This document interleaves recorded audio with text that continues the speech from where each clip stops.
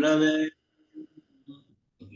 नमो विष्णुपादाय कृष्णपृष्ठाय भूतले श्रीमते भक्तिवेदांत स्वामिनिति नामिने। नमस्ते सारस्वती देवे गौरवाणी प्रचारिणे निर्विशेष शून्यवादी पाश्चात्यदेशतारिणो वाञ्छाकल्पतरुभ्यश्च कृपा सिन्धुभ्येव च पतितानां पावनेभ्यो वैष्णवेभ्यो नमो नमः। जय श्री कृष्ण चैतन्य प्रभु नित्यानंद श्री अद्वैत गदाधर शिवासादि गौर भक्त वृंदा। हरे कृष्ण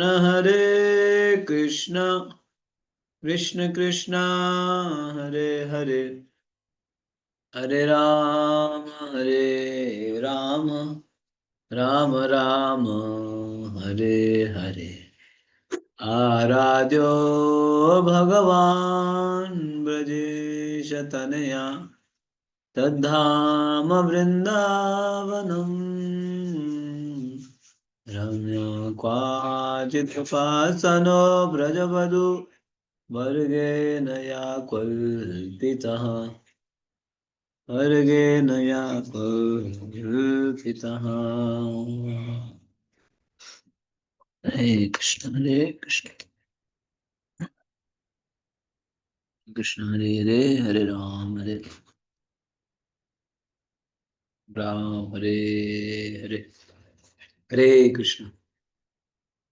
आप सभी वैष्णव भक्तों का हार्दिक स्वागत है और आप सभी वैष्णव भक्तों के चरण कमलों में सादर प्रणाम करते हुए कृपा की याचना करते हुए हम लोग चर्चा करेंगे आज के विशेष दिन पे।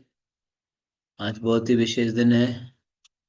गिरि गोवर्धन की जय, गिरिराज महाराज की जय। आशा करता हूँ आप सभी ने भी अपने अपने स्थानों में जरूर मनाए होंगे,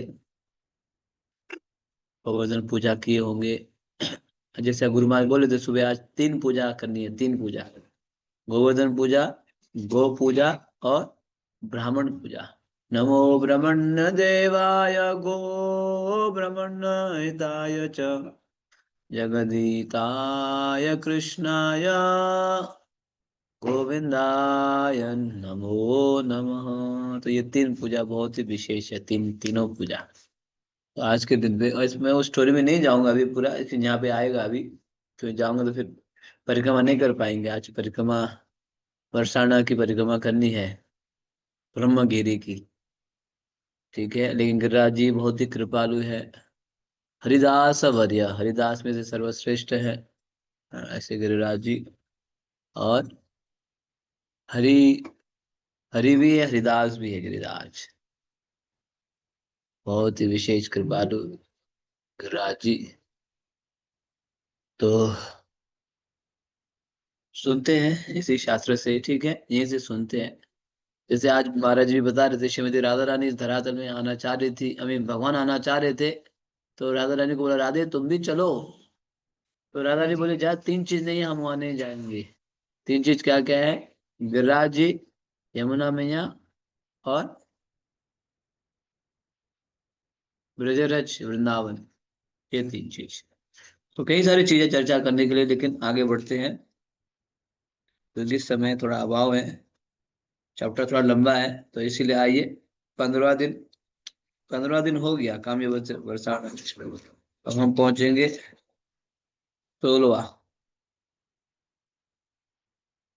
16वां दिन, गोवर्धन पूजा एवं बरसाना परिक्रमा।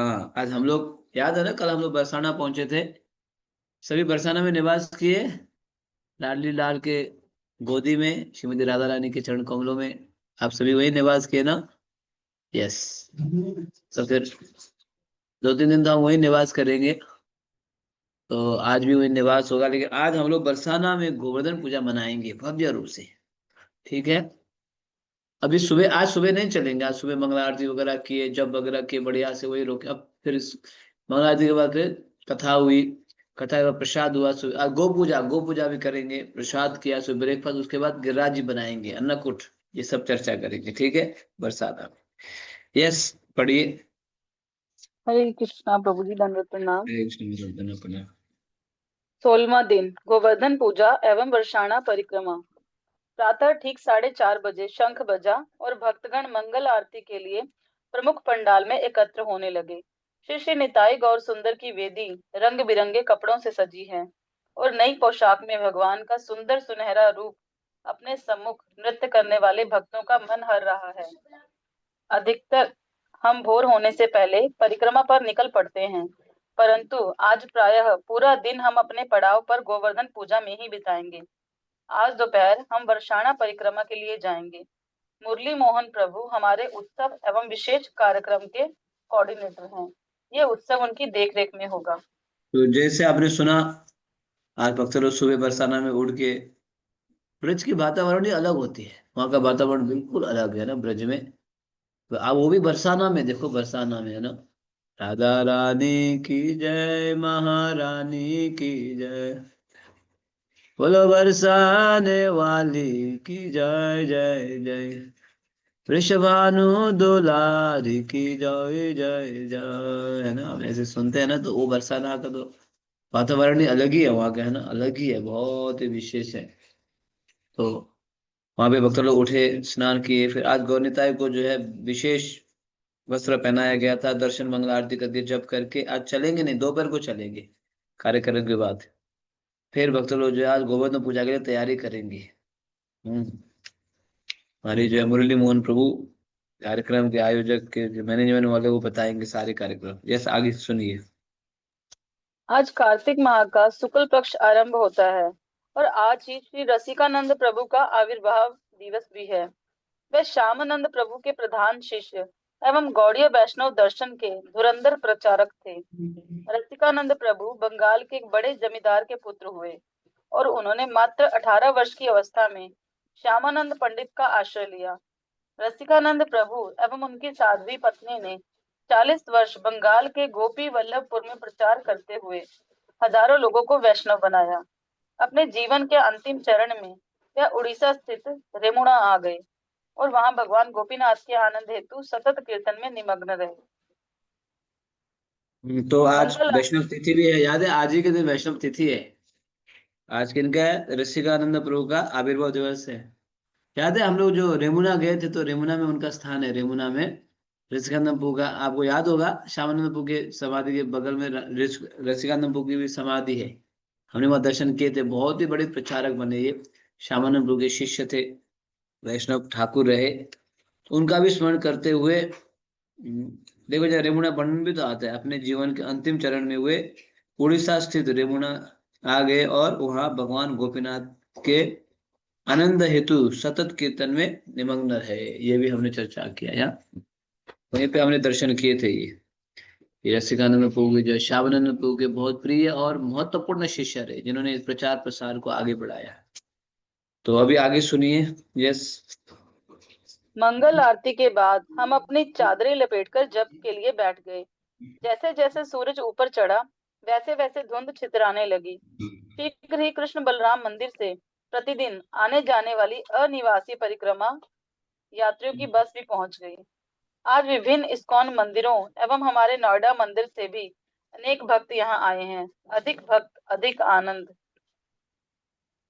गुरु पूजा के बाद कुछ भक्त प्रमुख पंडाल को गुब्बारों एवं पताकाओं से सजाने लगे। मुझे प्रातःकालीन कथा के लिए आमंत्रित किया गया और मैंने भक्तों को वर्षाणा निवास के प्राप्त हुए सौभाग्य का स्मरण दिलाया। मैंने इस बात पर जोर दिया कि यदि हम यहाँ निवास का पूरा लाभ उठाना चाहते हैं तो हमें अवश्य कुछ सेवा करनी चाहिए। श्रीमती राधा रानी, उनके तत्व, रूप, गुणों तथा किस प्रकार वे अपने महाभाव द्वारा श्री कृष्ण के हृदय को बांध लेती हैं, इन विषयों पर चर्चा करने के बाद मैं गोवर्धन लीला तथा उस दौरान ब्रजवासियों द्वारा गोवर्धन पर्वत को अर्पित भव्य व्यंजनों पर चर्चा करने लगा।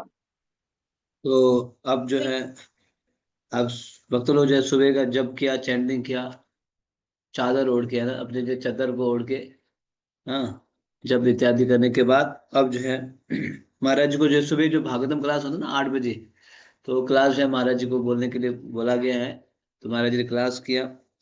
अब क्लास वर्णन करेंगे, क्या क्लास में क्या बोलेंगे महाराज, हम सुनेंगे। स्पेशली यहाँ बता रहे कि श्रीमती राधा रानी उनके तत्व, रूप, गुणों तथा किस प्रकार वे अपने महाभाव द्वारा श्री कृष्ण के हृदय को बांध देती है, इन विषयों पर चर्चा करने के बाद में गोवर्धन लीला, पहले गुरु महाराज जी ने श्रीमती राधा रानी के तत्व को बताए, उसके बाद फिर जो है गोवर्धन लीला, गोवर्धन लीला के बारे में अभी चर्चा करेंगे। ठीक है, सुन, इसलिए मैं क्लास में शुरुआत में बता नहीं रहा था, क्योंकि फिर दो दो बार टाइम निकल जाएगा बोल के, तो सुन लीजिएगा गोवर्धन लीला के बारे में। श्रील जीव गोस्वामी वर्णन करते हैं कि सारे भोग खाने के बाद गिरिराज ने अपना मुंह धोने के लिए अंजलि भर भर विशाल कुंडों से जल उठाया। तब अपने दांतों को साफ करने के लिए उन्होंने बांस के डंडे उखाड़े। उत्सव समाप्त होने के बाद कृष्ण और ब्रजवासियों ने गोवर्धन पर्वत की परिक्रमा की। पूरे रास्ते ब्रजवासी नंद नंदन का महिमा गान कर रहे थे। अपनी पूजा ना होने पर इंद्र अत्यंत क्रुद्ध थे, इसलिए 2 दिन पश्चात उन्होंने भारी वर्षा आरंभ कर दी और तब भगवान ने अपने बाएं हाथ की कनिष्ठा उंगली की नोक पर गोवर्धन पर्वत धारण किया। कंटिन्यू करो। मंच के सामने श्वेत पर्दा लगा है। उसके पीछे भक्तों का एक दल गोवर्धन पर्वत बना रहा है। माताएं ताजे गोबर से श्री गिरधारी की सुंदर मूर्ति बना रही हैं। इनमें से कुछ तो प्रतिवर्ष ये बनाने के कारण इसमें दक्ष हो गई हैं। उन्होंने गिरधारी को फूलों से बने बाजूबंद एवं मालाओं, रंग बिरंगे कमर पट्टे, मोतियों के आभूषणों और बांस की बांसुरी से सजाया। महादेवी माता ने चावल के चूर्ण से उनकी आंखें, नाक, मुख तथा नाखून बनाए तथा बाद में उन्हें चटकीले रंगों से रंग दिया। श्याम प्रिया उनके चरण कमलों को कुमकुम और तुलसी पत्र से सजा रही हैं। मुस्कुराते हुए गिरधारी अपनी बाईं भुजा ऊपर उठाए खड़े हैं। उनकी उंगली के ऊपर ढेर सारे चावल एवं हलवे का गोवर्धन पर्वत टिका है। कुछ माताओं ने घंटों परिश्रम करके पर्वत को सजाने के लिए फूलों की मालाएं गूंथी हैं। पर्वत की एक ओर मुझे शहद के 2 पात्र दिखाई दिए। यह है राधा कुंड एवं श्याम कुंड। तो अब जो है, पहले तो गुरु महाराज जी ने कुछ गोवर्धन लीला के बारे में वर्णन किए, किस प्रकार से आप सभी जानते हैं, अभी डिटेल में नहीं जाएंगे। आज भी महाराज जी बता रहे थे मंदिर में, जहाँ राधे श्यामानंद महाराज नोएडा में, कि ये गोवर्धन लीला, एक तो कार्तिक का मुख्य मेन फेस्टिवल गोवर्धन लीला है। दामोदर लीला से भी मेन फेस्टिवल जो है कार्तिक का गोवर्धन लीला। ये परसों जो है वृंदावन चंद्र महाराज जी बता रहे थे, आज मंदिर में राधे श्यामानंद महाराज जी बता रहे थे। अधिकतर हम सोचते हैं कार्तिक में मेन फेस्टिवल यशोदा दामोदर है, लेकिन मेन फेस्टिवल जो कार्तिक का जो है गोवर्धन लीला है। ये एक कारण है। दूसरा, भगवान जो है इसमें मुख्य रूप से किसके लिए उठाए, इंद्र के जो है अहंकार को चूर चूर करने के लिए। इंद्र जो है बहुत अहंकार से भर के बैठे थे। तो आप सभी जानते हैं कि हर साल मेरी पूजा होनी चाहिए। तो फिर भगवान, आज महाराज बता रहे थे, भगवान सोचे मेरे घर वालों से ये पूजा ले रहे हैं, हालांकि मेरे घर वालों की पूजन की जो सेवा करनी चाहिए थी, मेरे घर वालों से सेवा ले रहे हैं, अब तो इनको सबक सिखानी होगी, है ना। तो फिर उन्हें रोक दो, अब रोको, उसी सामग्री से गिरिराज जी की पूजा करो। तो इंद्र के जो है अहंकार को चूर चूर करने के लिए भगवान ने गिरिराज जी को उठाए थे अपने जो है लेफ्ट फिंगर से, स्मॉलेस्ट फिंगर, 7 दिन 7 रात, और ब्रजवासियों को, सभी ब्रजवासियों को एकजुट कराए, आश्रय दिए। तो ये कथा महाराज ने बताई। फिर उसके बाद जो है, कथा के बाद भक्त लोग गिरिधरी, श्री गिरिधारी को सजाना शुरू कर दिया। देखा, बहुत ही सुंदर ब्रजमंडल में, वास्तव में बहुत ही सुंदर अन्नकूट बनता है। देखो, दर्शन करो, कितना सुंदर बनाया है, लग रहा है वास्तव में ये वो है, विग्रह है। देखो, गोबर से बनाया हुआ पेंटिंग करके। तो कई सारे भक्तों ने ये यहाँ जो है हर साल बनाते हैं ना, ये भक्त जानते हैं। किसी ने जो है इस गिरिधारी के जो फूलों से बने बाजूबंदों एवं मालाओं बनाए, किसी ने जो रंग बिरंग के जो है कमर पट्टे, मोतियों के जो आभूषण, और बांस की बांसुरी इत्यादि इत्यादि बहुत सारे भक्तों ने बनाए। और देखो गिरधारी मुस्कुरा रहे हैं। तो अब जो है अन्नकूट तैयार हो गया। ठीक है, ब्राह्मण परिक्रमा में जो है ये अन्नकूट रेडी हो गया है। अब जो है भक्त लोग पूजा करना शुरू करेंगे। देखो ये आज भी हुआ है, आज भी बरसाना में ये लीला हुई है। आज जो हम पढ़ रहे हैं ना जब पुस्तक में, ये सेम लीला आज भी वहां पे हुई थी बरसाना में। देखो सेम चैप्टर हम पढ़ रहे हैं। यस। गौ पूजा। प्रातःकालीन कथा के बाद हमने गौ पूजा उत्सव मनाया। श्री कृष्ण का एक नाम है गोपाल, अर्थात गायों के संरक्षक। गायें हमारी 7 माताओं में से एक हैं। भगवान के निर्देशानुसार आज गोवर्धन पर्वत की पूजा के साथ हम गायों की भी पूजा करते हैं। हाँ, तस्मात् गव्वं ब्रह्मणानां द्विचरभ्यां तमखः य इन्द्र यागसंहारस्तेरयं साध्यतां मखः। इसलिए आइए गायों, ब्राह्मणों एवं गोवर्धन पर्वत की प्रसन्नतार्थ एक यज्ञ आरंभ करें। इंद्र पूजा के लिए एकत्र सारी सामग्री से इंद्र यज्ञ के स्थान पर यह यज्ञ करें। तो प्रमुख पंडाल। गोवर्धन गोवर्धन पूजा तो है ही, साथ साथ आज गो पूजा भी है। गो देखो गुरु महाराज जी यहाँ गो पूजा कर रहे हैं। हम्म, तो गो पूजा भी है, क्योंकि गाय जो है भगवान को बहुत प्रिय है। देखो इसीलिए भगवान से संबंधित सभी भगवान कहाँ रहते हैं, गोकुल में रहते हैं। भगवान गोपाल है, गोविंद। देखा कितने गाय से जोड़ा हुआ है। इसलिए हम लोगों को भी जब भी अवसर मिलता है तो जरूर गाय की सेवा करनी चाहिए। ऐसे नहीं सिर्फ दूध पीने के लिए लालायित होंगे लेकिन गाय को तो देखेंगे ही नहीं, तो अच्छी बात नहीं है। संभावना हो तो हमें गौ सेवा भी करनी चाहिए। तो आजकल तो गौ सेवा लोग कहाँ करते हैं, आईटी में बैठना चाहते हैं कंप्यूटर के साथ। बस कंप्यूटर के साथ बैठो, यही है ना। गोबर मतलब स्मेली, है ना, स्मेली बोलेंगे। नहीं, गोबर से पता है कितना लाभ होता है। गौमूत्र से कितना लाभान्वित होता है। गाय को केवल स्पर्श करे तो कितना लाभ होता है। तो गो पूजा, क्योंकि भगवान को जो भी प्रिय है उसे भी हमारा भी प्रिय होना चाहिए। जो चीज भगवान को प्रिय अच्छा लगता है हमारा प्रिय नहीं होने से कैसे होगा, हो ही नहीं सकता है ना। तो इसीलिए भगवान को गाय बहुत प्रिय है। तो देखो महाराज जी भी पूजा कर रहे हैं, गाय को माला पहना के रंग बिरंग से सजा के लड्डू खिला रहे हैं। एक्चुअली इस समय हम भी थे यहीं पे, जब महाराज खिला रहे तो हम भी थे इस समय ना। ये यहाँ मैं देख रहा हूँ कृष्ण प्रिया है जहाँ पिक्चर में। कृष्ण प्रिया है इस पिक्चर में, क्या है, कृष्ण प्रिया, कृष्ण प्रिया। कृष्ण प्रिया भी है इस पिक्चर में। ललिता माता जी देख रही होगी। पता था आपको ललिता माता जी को ये बात कृष्ण प्रिया है बोल के? हैं? मालूम था? अभी देखा पर मुझे यहाँ। अभी देखा ना जब मैंने बताया था, कृष्ण प्रिया है ना वो, माता हाँ जी की जी, बेटी है ये। हाँ जी, हाँ जी। कृष्ण प्रिया, देखो कृष्ण प्रिया है। तो हम लोग भी थे इस समय यहाँ पे, लेकिन फोटो में नहीं आए। फोटो में नहीं आए, है ना। थे लेकिन फोटो में नहीं आए। तो ये जो है पुस्तक अनादिकाल तक के लिए रहेगा। कृष्ण प्रिया को बता देना वो पिक्चर में है बोल के जाओ।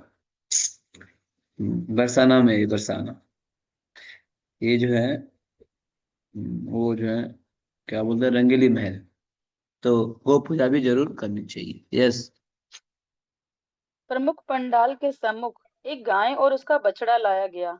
उनके सींगों को चटकीले नारंगी रंगों में रंगा गया है और उनके गलों में फूल मालाएं सजी हैं।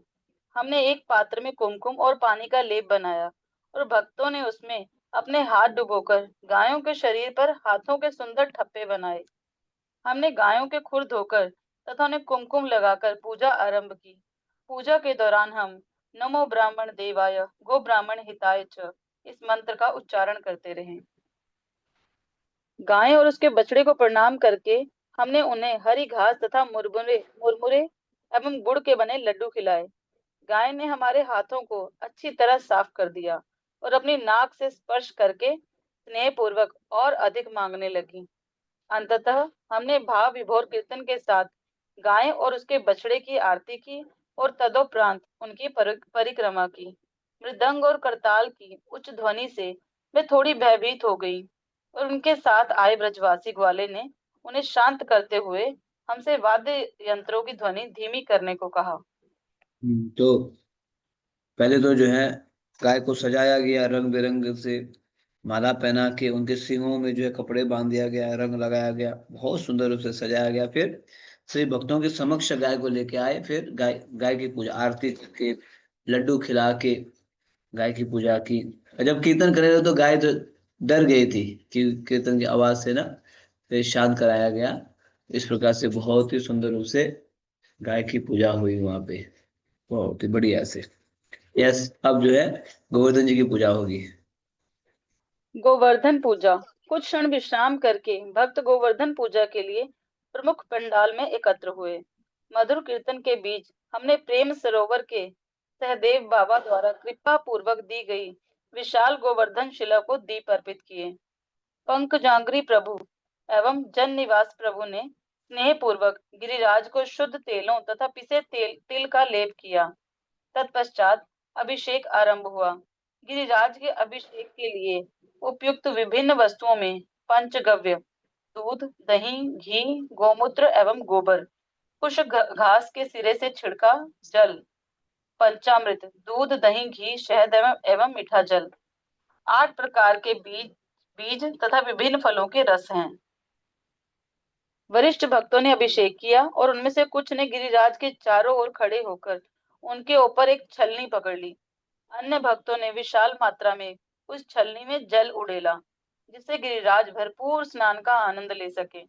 अभिषेक से उठे आनंद के साथ साथ कीर्तन बढ़ रहा है। गिरिराज तथा उनके भक्तों के बीच भावपूर्ण आदान प्रदान को छिपाया नहीं जा सकता। अभिषेक के बाद उन्हें सूखे वस्त्र से पोंछा गया और विभिन्न फूलों की पंखुड़ियां उन पर बरसाई गईं। तब उन्हें श्वेत पर्दे के पीछे ले जाकर नैवेद्य दिखाया गया। ब्रजवासियों को गोवर्धन पूजा का निर्देश देते समय भगवान ने कहा था, खीर से लेकर तरकारी तक विभिन्न विभिन्न व्यंजन बनाए जाएं, अनेक प्रकार के सुस्वादु पापड़ तले और सेके जाएं, और इस यज्ञ के लिए दूध से बने यथासंभव व्यंजन लाए जाएं। ये तो व्रत की आपने देखा ना, देखा किस प्रकार से तैयारी किया गया है गिरिराज जी पूजा के लिए। मुख्य रूप से पंकजांगरी प्रभु प्रभुपाद जी के शिष्य है, मायापुर के हेड पुजारी है। तो उन्होंने स्वयं इसकी तैयारी में लगे थे। और दूध, दही, घी, गोमूत्र, गोबर, मिठाई इत्यादि पकवान, कई सारी चीजें वहां रखा गया। वास्तव में ब्रजमंडल परिक्रमा की जो पूजा ना, गोवर्धन पूजा विशेष होती है, विशेष। कई सारे भक्त उसके लिए जाते हैं। हम्म, तो ये सब तैयार करने के बाद अब जो है पूजा, आरती आरती अभिषेक किया, 56 भोग पकवान लगाए, फिर आरती करेंगे। अभी बहुत ही सुंदर दृश्य, अभी नेक्स्ट पेज में आप दर्शन भी करेंगे। हम्म, तो कई सारे तरकारी, मतलब सब्जियां जो है भगवान को भोग लगाने की तैयारी किया गया। मिठाई, हलवा पूड़ी इत्यादि ये सब तैयार हो गया। यस, अब जो है पूजा अभिषेक भी करेंगे। यस प्रमुख पंडाल के सम्मुख एक है। ये व्रत की रीत है। यस। ये व्रत की रीत है कि गोवर्धन पूजा में वैभव पूर्ण भोज किया जाता है। पूरे व्रत से भक्तगण आनी ओर में एकत्र होकर अन्नकूट का आयोजन करते हैं। श्रील प्रभुपाद ने हमें भव्य रीति से ये उत्सव मनाने की शिक्षा दी है। परिक्रमा पर विश्व के विभिन्न भागों से आए भक्त बड़े तड़के रंधन आरंभ करते हैं। आज हम गिरिराज को 151 व्यंजनों का भोग लगाएंगे।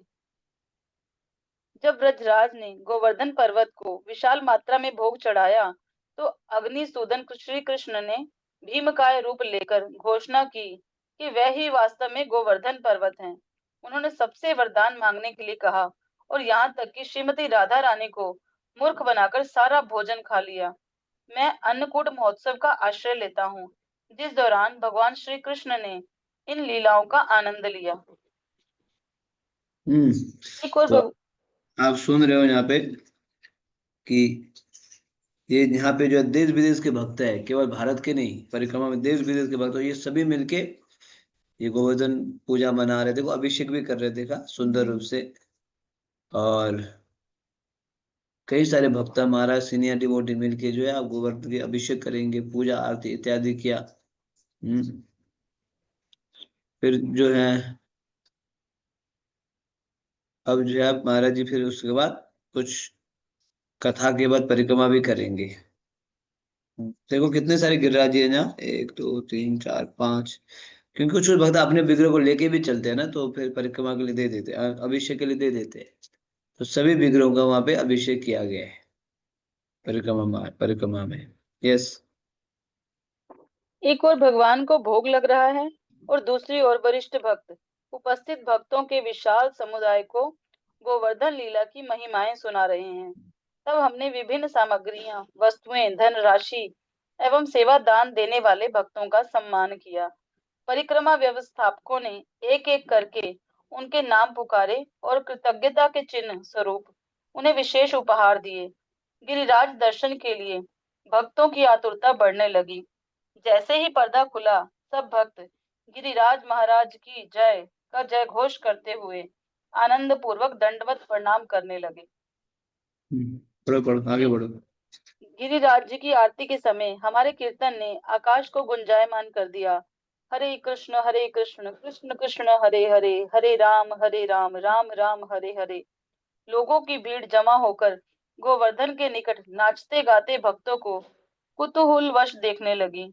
कुछ ही देर में हमारा कीर्तन गोविंद जय जय, गोपाल जय जय, राधा रमण हरि गोविंद जय जय के उच्च गायन द्वारा ऊंचाइयां छूने लगा और फिर जय गिरि गोवर्धन के कीर्तन ने उसे प्रकाष्ठा पर पहुंचा दिया। उन्मत्त भक्त ऐसे कीर्तन कर रहे थे मानो वे सदा के लिए नाचते रहेंगे। हम गिरिराज के कृतज्ञ हैं और उनके आनंद के लिए कीर्तन करते रहेंगे। वे हमें अपने साथ गोलोक ले जाएंगे। गोवर्धन अत्यंत उदार हैं और भक्ति मार्ग के गंभीर पथिकों को कृष्ण प्रेम प्रदान करते हैं। हमने उनके महान छत्र की छाया की याचना की और प्रार्थना की कि वे हमें इस संसार की भौतिक इच्छाओं के तूफान से बचाएं और ब्रजवासियों की सेवा प्रदान करें। भगवान का निर्देश था कि यज्ञ के लिए बनाए गए प्रसाद का वितरण हो। इसका पालन करते हुए वैष्णव एक दूसरे को सुस्वादु व्यंजन परोसने लगे। गोवर्धन प्रसाद में हमारे पास रबड़ी, दही, दाल, दही और दाल की सब्जी, पूरियां, चावल, अजवाइन की रोटियां, धनिया और गाजर का सलाद, गुलाबे, काजू और किशमिश वाली खीर, आलू गोभी की सब्जी, हलवा तथा इसके अतिरिक्त महाप्रसाद के अन्य अन्य अनेक व्यंजन हैं। इन विविध व्यंजनों का आनंद लेते हुए जीव पावन दास बोले, मैं जानता हूँ कि आज श्री चैतन्य महाप्रभु और श्री नित्यानंद प्रभु ने कहाँ भोजन किया होगा। भोज के बाद परशुराम प्रभु अपनी बैलगाड़ी में ढेर सारा हलवा लेकर वर्षाणा के निवासियों में वितरित करने गए। बैलगाड़ी के साथ एक कीर्तन दल भी है और कुछ भक्त ऊपर बैठकर आने वाले लोगों को दोना भर भर प्रसाद देने लगे। तो एक तो जो ये जो है गिरिराज की जो पूजा होती है ना, गोवर्धन पूजा बरसाना में, तो एक साइड पे कीर्तन भी हो रहा है, फिर में कथा हो रही है, और दूसरे साइड पे जो है अभिषेक चल रहा है। अब उसमें क्या करते हैं, जितने भी लोग इस परिक्रमा में जो स्पॉन्सर करते हैं, प्रसाद स्पॉन्सर, कोई ब्रेकफास्ट करता है स्पॉन्सर, तो कोई लंच, तो कोई जो है फल फूल इत्यादि करते हैं ना, तो उनको बरसाना में क्या करते हैं, गिफ्ट दिया जाता है, टोकन ऑफ अप्रिसिएशन, धन्यवाद, है ना। तो जय प्रभुपाद जी का तस्वीर, राधा कृष्ण की तस्वीर दिया जाता है, तो सबको बोला कि अप्रिसिएशन भी किया उनको जो है। अब दर्शन खुला नहीं, अब दर्शन खोलने वाला है, भोग लग रहा है। तब तक ये सब कार्यक्रम होने का, जब दर्शन खोला तो भक्तों ने क्या किया, जय गिरिराज महाराज की जय बोल के सभी ने जो है हाँ जय घोष किया। फिर अब कीर्तन करने लगे, गोविंद जय जय, गोपाल जय जय, राधा रमण हरे गोविंद जय जय। आज हम लोग भी कर रहे थे नोएडा में ऐसे ही, है ना। गोविंद जय जय, गोपाल जय जय, राधा रमण हरे गोविंद जय जय, ऐसे कीर्तन करने लगे भक्त लोग बहुत ही सुंदर रूप से। और फिर गिरिराज जी से प्रार्थना करने लगे, गिरिराज जी आप हमें क्या कीजिए, छत्र छाया दीजिए और हमें इस संसार की भौतिक इच्छाओं के तूफान से बचाइए। ऐसे बोल के प्रार्थना कर रहे हैं, हमें इस भौतिक संसार की जो भौतिक इच्छाओं के तूफान से बचाइए और ब्रजवासियों की सेवा प्रदान करे। ये भी हम लोग अभी भी प्रार्थना कर सकते हैं आज गिरिराज जी के चरण कमलों में, गिरिराज जी हमें भौतिक इच्छाओं के तूफान से बचाइए और ब्रजवासियों के चरण कमलों में सेवा प्रदान कीजिए। और एक दूसरे वैष्णव की सेवा करेंगे अभी, क्या करके, प्रसाद वितरण करके। प्रसाद आज बहुत बड़ा फीस्ट बनता है, बहुत बड़ा फीस्ट, सबसे बड़ा फीस्ट क्या क्या है यहाँ पे देखो, रबड़ी, दही, दाल और सब्जी, पूरिया, चावल, अजवाइन की रोटियां, धनिया और गाजर का सलाद, गुलाब पे काजू इत्यादि इत्यादि कई सारी चीजें, आलू गोभी की सब्जी, हलवा तथा इसके अतिरिक्त महाप्रसाद के अन्य अनेक व्यंजन वहां पे, बड़ा फीस्ट। क्योंकि आज के दिन अधिकतर बांके बिहारी माता जी स्पॉन्सर करती हैं, तो ये सब तैयार है। फिर भक्त लोग फिर प्रसाद का आस्वादन करें, क्योंकि गिरिराज जी एक तो भोजन करने में भी प्रसिद्ध है, भोजन कराने में भी प्रसिद्ध है। तो ये सब करके हम लोगों ने क्या किया, बरसाना में गिरिराज जी की पूजा की। किया आप सभी ने, हरि बोल। बरसाना में हो ना, कहीं बाहर तो नहीं हो ना? हाँ, बरसाना में ही हो, पूजा पूजा में करो। अब हम बरसाना की परिक्रमा करेंगे, ठीक है? थोड़ी देर में हम लोग परिक्रमा करने वाले हैं बरसाना की। अब परिक्रमा शुरू होगी, हाँ, ठीक है? तो आइए बरसाना की परिक्रमा करते हैं। हरे कृष्ण। वर्षाणा परिक्रमा। श्री राधिका ब्रजचंद्र श्री कृष्ण की प्रेमिका हैं। कुछ लोग कहते हैं कि वह परम भाग्य लक्ष्मी है ये और गिरिराज जी का तंत्र दर्शन भी कर शास्त्र। लो, गिरिराज जी का दर्शन भी कर लो। यहाँ देखो इस प्रकार से बनाया जाता है अन्नकूट, देखा ना आपने, बहुत ही सुंदर अन्नकूट बनाया गया है। उसमें जो है अलग अलग नाम भी लिखा गया है, राघव राघव पंडित गुफा, सुरभि कुंड, नंद बाबा, हम्म, तो कई सारी चीजें, श्याम कुंड, नाग बाबा गुफा, तो कई सारी चीज। यस, देखो यहाँ पे कौन कौन है। तो इस पिक्चर में देखो, पंकज अंग्री पूजन निवास प्रभु, प्रभु जी लोकनाथ स्वामी महाराज, प्रभु जी राधा रमन स्वामी महाराज, कई सारे भक्त है। देखो हनुमान परिषद महाराज, ये सभी विशेष भक्त है। यस, और इसमें भाग्य परशुराम लक्ष्मी प्रभु, है। परशुराम प्रभु जो है बैलगाड़ी में रोज अलग से प्रसाद बांटते हैं। जो भी प्रसाद बचता है ना, एक विदेशी भक्त है, वो शाम को रोज जाके प्रसाद वितरण करते हैं। हाँ जी। भाग्य लक्ष्मी है और तंत्र शास्त्र भगवान की लीला शक्ति के रूप में उनका वर्णन करते हैं। श्रुति शास्त्रों के विद्वान उन्हें भगवान की आनंदिनी शक्ति कहते हैं। श्री कृष्ण की समस्त शक्तियों, उनकी समस्त लीलाओं, उनके समस्त गुणों, उनके संपूर्ण यौवन, माधुर्य, दक्षता तथा अन्य गुणों पर वर्चस्व रखती हुई श्री कृष्ण की प्रेयसी श्री राधिका महान वैभव से दैदीप्यमान रहती हैं। तो ये बरसाना धाम के बारे में बता रहे हैं। बरसाना जो है श्रीमती राधा रानी का बहुत ही प्रिय स्थान है। श्रीमती राधा रानी का जन्म हुआ था रावल में, लेकिन लालन पालन हुआ बरसाना में। उस स्थान की परिक्रमा आज हम लोग करने वाले हैं। बहुत ही कई सारी यहाँ लीलाएं हुई है, सुन लेना आप लोग, धीरे धीरे भी सुनेंगे पढ़ेंगे, है ना, कई सारी लीलाएं। यस। दोपहर 3 बज गए। हम अभी भी उत्साह से भरे हैं और वर्षाणा परिक्रमा के लिए अपने पड़ाव के प्रवेश द्वार पर एकत्र हो गए। 6 किलोमीटर लंबा ये परिक्रमा मार्ग हमें भगवान और उनकी नित्य संगिनी की अनेक सर्वाधिक मनोहारी लीला स्थलियों से ले जाएगा। वर्षाणा का मूल नाम महाराज वृषभानु के नाम पर था, वृषभानुपुर। जब नंद महाराज अपने बंधु बांधवों के साथ गोकुल से नंदग्राम स्थानांतरित हो रहे थे, तो उसी समय वृषभानु महाराज भी श्रीमती राधा रानी की जन्मस्थली रावल से वर्षाणा स्थानांतरित हुए। यहीं राधा रानी पली बढ़ी। कहा जाता है कि शिवजी, ब्रह्मा जी एवं विष्णु ये तीनों ब्रजभूमि में निवास की इच्छा करते हैं, जिससे वे श्री कृष्ण की सेवा कर सकें। शिवजी ने एक पहाड़ी बनने की प्रार्थना की और उनकी इच्छा पूरी हुई। वे नंदग्राम में नंदीश्वर पर्वत बने। पद्म पुराण के अनुसार ब्रह्मा जी वर्षाणा के पर्वत रूप में प्रकट हुए, जिसके 4 शिखर मानगढ़, मयूर कुटीर, दानगढ़ एवं विलासगढ़ उनके 4 सिर हैं। भगवान विष्णु ब्रह्मा जी की पहाड़ी के पूर्व में श्यामल रंग की पहाड़ी बनकर आए। ये विलासगढ़ कहलाती है। कुछ अन्य स्रोतों के मतानुसार भगवान विष्णु ने ब्रज में गोवर्धन पर्वत रूप में अवतार लिया। 5000 जनसंख्या वाले इस गांव का सर्वाधिक महत्वपूर्ण उत्सव राधा अष्टमी है। भाद्र महीने शुक्ल पक्ष की अष्टमी को मनाए जाने वाले इस उत्सव में कम से कम 1 लाख भक्त आते हैं और रात भर श्रीमती राधा रानी की महिमाओं को गाते हुए नृत्य करते हैं।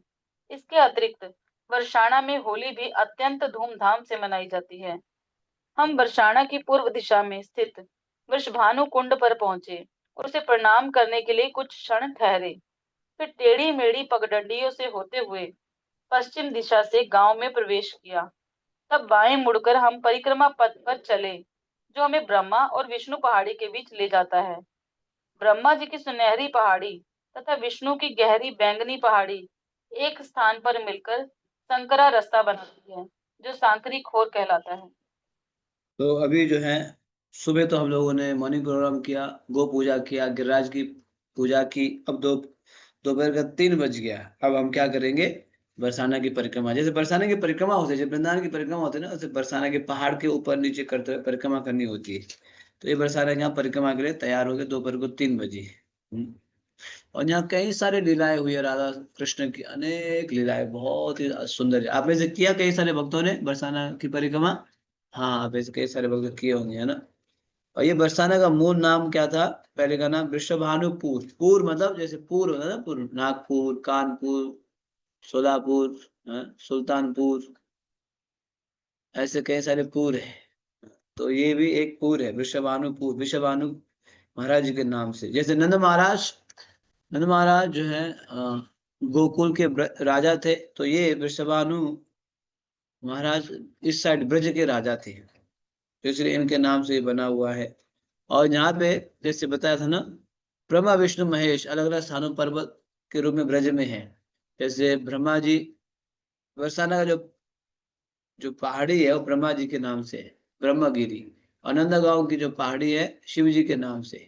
और गोवर्धन जो है भगवान विष्णु, क्योंकि शिव जी भी चाहते थे, उन्होंने तपस्या किया था मैं ब्रज में निवास करूं, पहाड़ी बनूं, जो भी, इसीलिए उनको ये स्थान मिला। तो इसीलिए बरसाना, ये जो है ब्रह्मा जी के 4 मुख है, वो क्या क्या है? मानगढ़, मयूर कुटीर, दानगढ़ एवं बिलासगढ़। ये याद रहेगा आपको, ये 4 मुख है। ये यही लीलाएं हम चर्चा करने वाले हैं। मानगढ़, मयूर कुटीर, दानगढ़ एवं बिलासपुर। मान, दान, दान और मान, मयूर कुटीर और बिलास। ठीक है। और यहाँ पे राधाष्टमी बहुत प्रसिद्ध है बरसाने में। आप में से कई सारे भक्त गए होंगे। राधाष्टमी लाखों लोग आते हैं, लाखों। इस उसमें जो है उत्सव में। और दूसरा कौन कौन सा क्या प्रसिद्ध है? होली।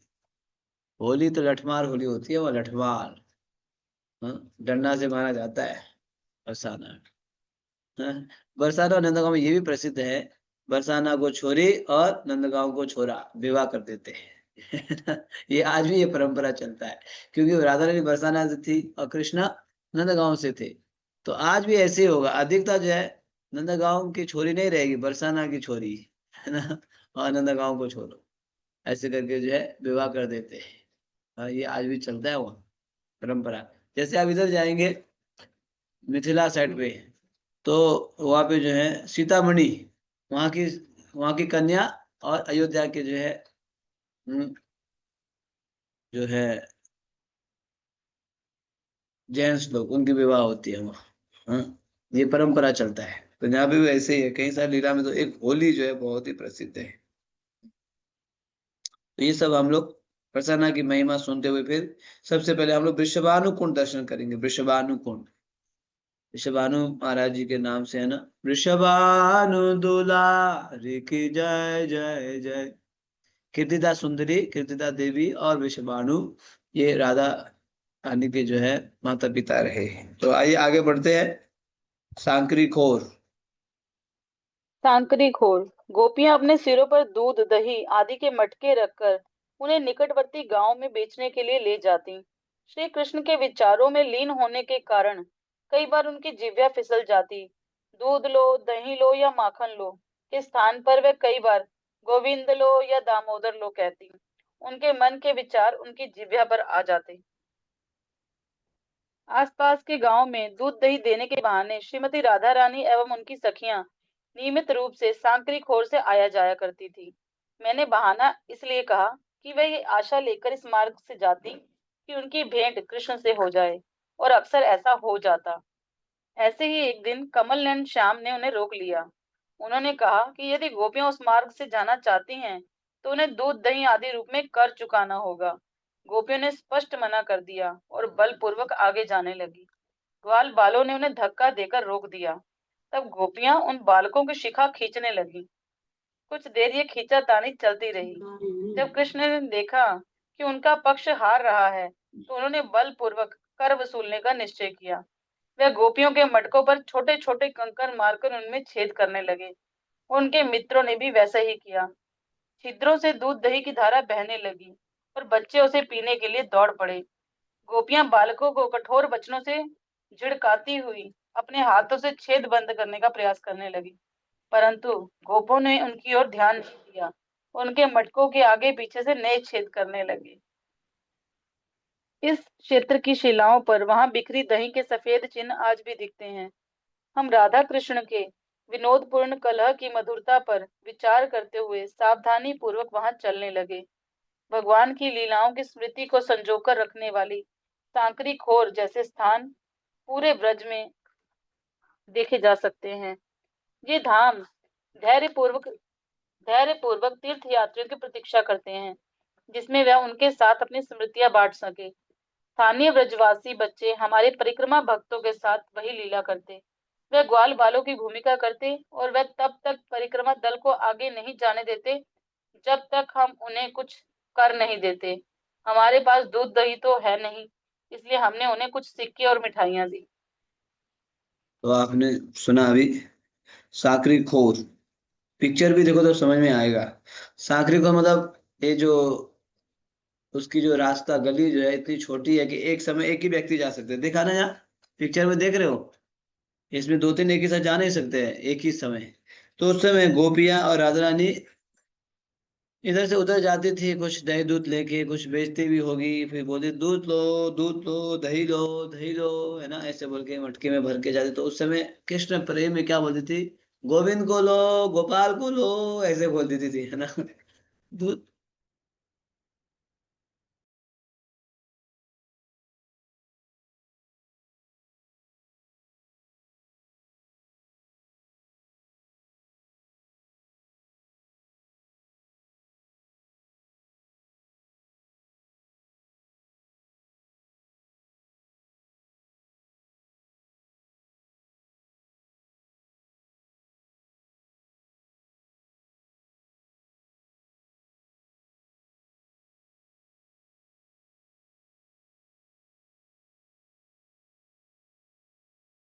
क्षमा कीजिएगा।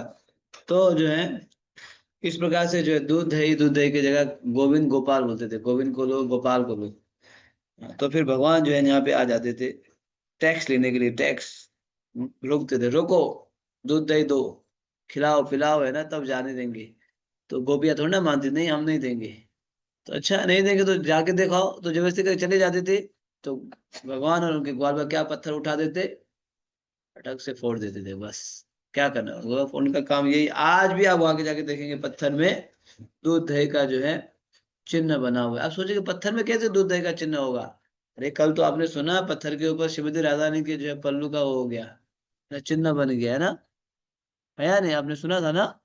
तो फिर दूध दही का क्यों नहीं हो सकता है, भगवान की लीला में कुछ भी हो सकता है ना।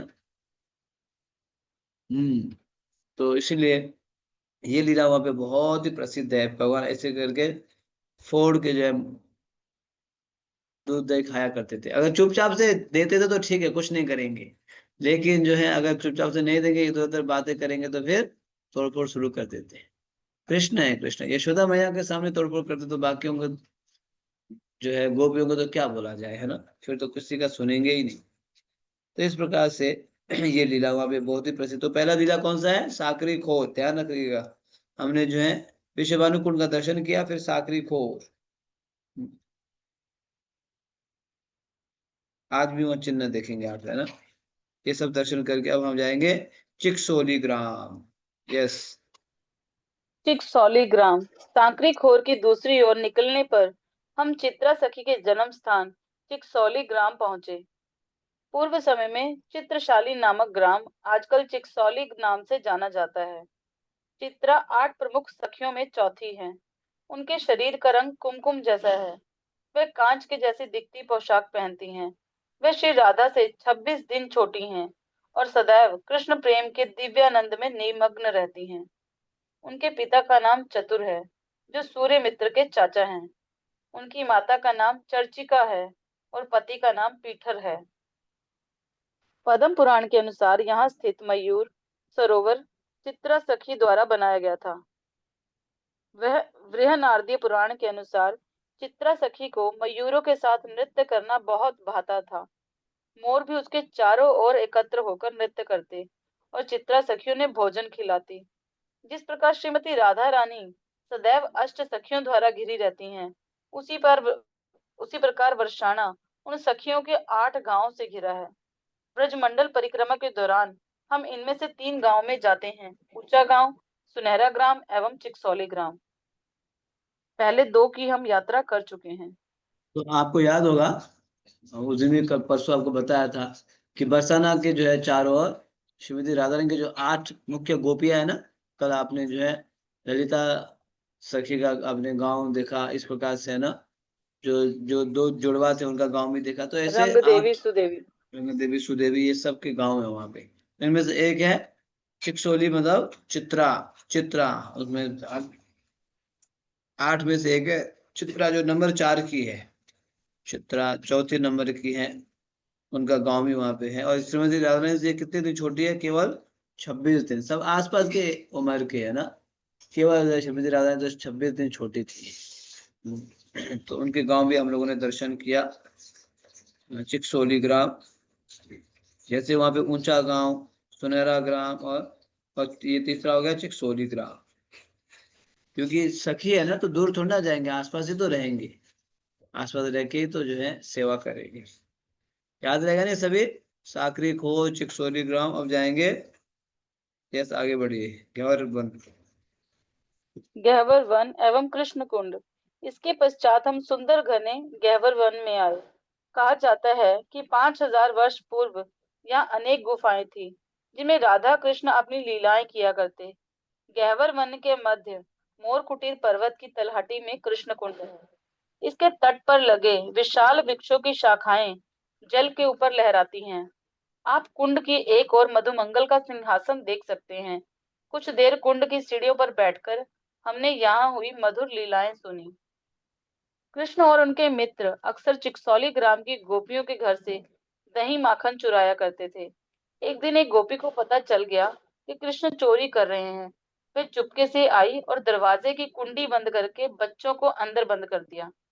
कुंडी की ध्वनि सुनते ही कृष्ण अपने मित्रों के साथ फुर्ती दिखाते हुए खिड़की से भाग गए, परंतु दूसरे से थोड़ा मोटा होने के कारण मधुमंगल खिड़की में फंस गया। जब वे गोपी श्रीमती राधा रानी एवं उनकी सखियों के साथ वहां पहुंची, तो मधुमंगल को छोड़कर सब बालक भाग गए थे। उन सब ने मिलकर मधुमंगल को पकड़ लिया। वे उसे रस्सी से बांधकर कुंड के पास लाई और उसकी शिखा को एक डोरी से बांध दिया। तब उस डोरी का दूसरा सिरा एक वृक्ष की शाखा पर फेंककर वह बारी बारी उसे खींचने लगी। खींचते हुए वह कहती, मधु, आप बुलाओ अपने मित्रों को। मधुमंगल कृष्ण कृष्ण मुझे बचाओ पुकारने लगा। उसकी कातर पुकार सुनकर कृष्ण तुरंत वहां पहुंचे। गोपियों को डांटते हुए बोले, क्या तुम नहीं जानते कि मधुमंगल न केवल एक ग्वाला है, अभी तो ब्राह्मण पुत्र भी है। इसके साथ ऐसा व्यवहार करके तुम सबने एक बड़ा अपराध किया है। गोपियों द्वारा उस अपराध का प्रायश्चित पूछने पर कृष्ण ने कहा कि वह ढेर सारे लड्डू मधुमंगल को खिलाएं और तब वह उन्हें आशीर्वाद देगा। इस प्रकार कृष्ण के इस ब्राह्मण मित्र ने कृष्ण कुंड पर सैकड़ों लड्डू खाए। शांत होने पर उसने प्रत्येक गोपी से वरदान मांगने के लिए कहा। प्रत्येक गोपी ने अपनी हार्दिक इच्छा व्यक्त की और प्रमुख रूप से एक ही वर मांगा कि उन्हें पति रूप में कृष्ण मिले। तो अब हम लोग जो है चिकचोली ग्राम दर्शन करके आगे बढ़ते हैं। तो वहां पहुंचेंगे घेवर वन एवं कृष्ण कुंड। कृष्ण कुंड का भी दर्शन करो, देखो कितना सुंदर है कृष्ण कुंड। और कृष्ण कुंड के ही आप ऊपर एक स्थान भी देखेंगे कि वहाँ जो है मधुमंगल की सिंहासन है। मधुमंगल का बहुत ही सुंदर सिंहासन है। ऐसे बताया गया है यहाँ इस बरसाना की गुफा में, इस परिक्रमा में पहले कई सारे यहाँ गुफाएं हुआ करती थी। अब तो धीरे धीरे लुप्त हो रहा है। गुफाएं हुआ करती थी, सब दर्शन होता है। तो मधुमंगल का सिंहासन क्यों है? क्योंकि एक समय भगवान अपने मित्रों के साथ यहाँ पे आए थे गोपियों के घर में, तो माखन चोरी करके खा रहे थे, तो तब तक गोपियां आ गई। तो जब सभी भाग, सब तो भाग गए, लेकिन मधुमंगल थोड़े से हट्टे कट्टे मोटे होने के कारण खिड़की में अटक गए, और गोपियों ने मधुमंगल को ही पकड़ लिया, है ना।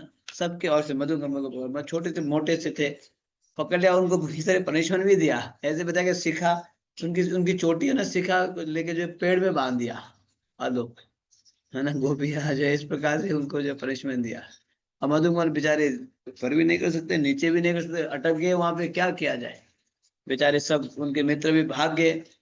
तो अंत तो करता भगवान और मित्र आके बोले, तुमने क्या किया, ये तो मधुमंगल ब्राह्मण के पुत्र है, तुमने जो है ब्राह्मण के प्रति अपराध किया, क्षमा मांगो। भगवान ऐसे डराते, तो गोपियां तो कैसे क्षमा मांगेंगे, इनको लड्डू पसंद है, लड्डू बना के लाओ, खिलाओ। बहुत लड्डू जो है मधुमंगल को भी खिलाया, और ग्वाल वाले भी खा लिया। देखो, चोरी भी किया, मखान भी खाया, फिर लड्डू भी बनवाया, लड्डू भी खा लिया। ये तो भगवान की विशेष लीला है। नटखट मतलब इसी को बोलते हैं। हाँ। और उनके ऊपर लांछन लगा दिया कि आपने ब्राह्मण ब्राह्मण के प्रति अपराध किया, है ना। ये सब भगवान श्री कृष्ण को कौन जीत सकता है उनकी लीला में, है ना, कोई कर ही नहीं सकते। तो इसीलिए इस स्थान का नाम बन गया ग्यवर वन, ये कृष्ण को। अब बहुत ही सुंदर लीला आएगा, मोर कुटीर। यस। मोर कुटीर, मयूर कुटीर। हमारे दाईं ओर जाने वाली सीढ़ियां हमें ऊपर मोर कुटीर की ओर ले जाती हैं। मोर कुटीर अर्थात मोरों का मंदिर। एक दिन श्रीमती राधा रानी के मुख से मोरों के नृत्य की प्रशंसा सुनकर कृष्ण का हृदय वैश्य युक्त स्पर्धा की अग्नि से दहकने लगा। एक मोर के चारों ओर गर्वपूर्वक चक्र लगाते हुए उन्होंने अपनी प्रिया से उनकी प्रतिभाओं को आंकने के लिए कहा। श्रीमती राधा रानी ने कहा कि निस्संदेह मोरों का नृत्य कृष्ण के नृत्य अधिक श्रेष्ठ है। तब चमत्कारी रूप से स्वयं को मोर बनाकर कृष्ण पुनः नृत्य करने लगे। तब उन्होंने राधा रानी से पूछा, हे राधे, अब मेरा नृत्य कैसा है।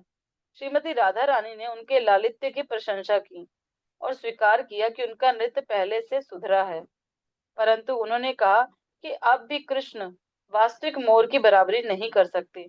तब राधा रानी मोरनी बन गई और इस दिव्य युगल मूर्ति ने बहुत देर तक इन रूपों में नृत्य किया। अंततः श्रीमती राधा रानी कृष्ण से संतुष्ट हो गई और मोर मोर पुकारने लगी। मोर शब्द के दो अर्थ हैं, मोर एवं मेरा।